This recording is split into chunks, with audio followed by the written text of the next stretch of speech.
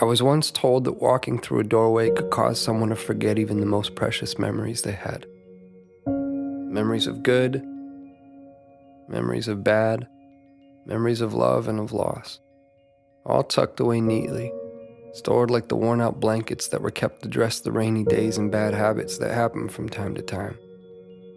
Or what it felt like to rest your head on a friend's shoulder that still carries with it the creases from where you last placed your heart. Just like that. Gone within a single step. That somehow 3 beams and an imaginary line drawn across some old aching floorboards were all that stood between you and the infinite silence of the very things that once colored your mind with sound. It's funny. You can make yourself believe almost anything if you think about it for long enough. Was that you? Was that you?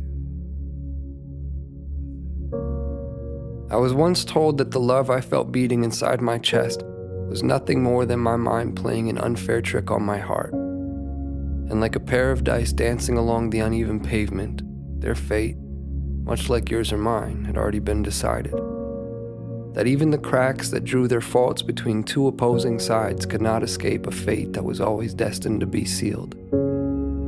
To think that someone could actually believe that the swelling tides of my heart were no more than an anxious highway of ins and outs anchoring my imagination to the castles I've been building in the sky.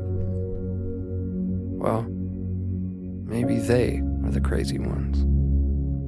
Then again, I have been known to misplace my hope in the way things fall.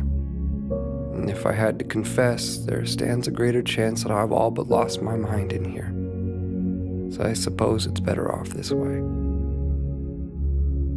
Because I've always believed that the odds of finding what you seek tend to favor those who are open to seeking them in the first place. And I, for one, have never quite understood how odds stand to get even without that frame in mind. To be clear, I've seen a million faces. I've seen a million different faces, each one mirroring that of your own. And still, none of them have felt like home to me. None of them have felt like you. So here we are. And I can vaguely and strangely trace your outline. I can remember what it felt like to hold you. I can remember what it was like to stare blindly into your eyes for what felt like an eternity.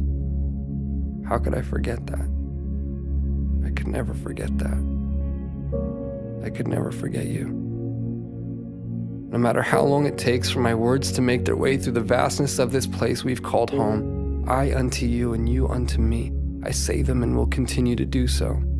Day after day, night after night, never knowing if you'll actually hear them. There's no place for time here.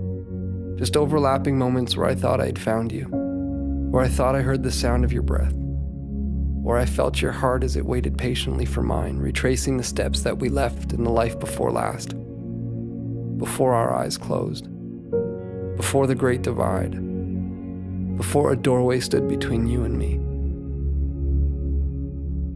As it stands, I found myself in that doorway again, with both feet in and your heart on my sleeve. But I can't bring myself to walk through this time. Not yet, at least.